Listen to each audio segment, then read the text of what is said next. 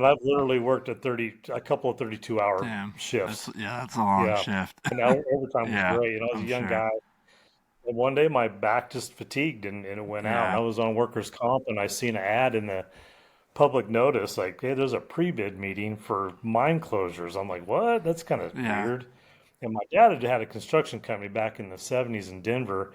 And so I went to this meeting in Newcastle and you got to sign in with your company name. So I signed in my dad's company name and this because he hadn't even Yeah. done any business then.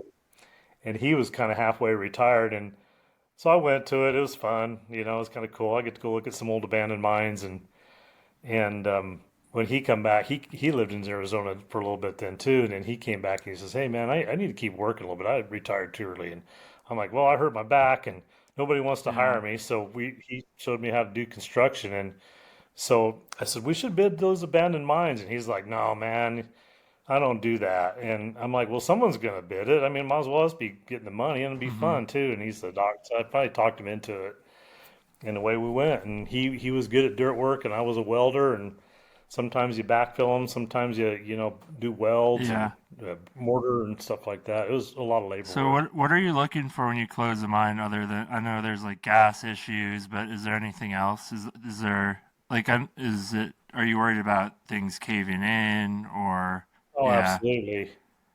Yeah, I mean, And then um, do you go in with like oxygen or are you just you don't really go okay. in unless you don't need to. I mean, you go in within about 10 Mm-hmm. feet. And but they always told me to stay Yeah. out. The state of Colorado was like, "Yeah, you can't go in there." I'm like, "Yeah, yeah, I can." So I'd go Yeah. in, and but I definitely looking for rock. I mean, I was trained after being a miner how to look at that, how the things might be Mm-hmm. collapsing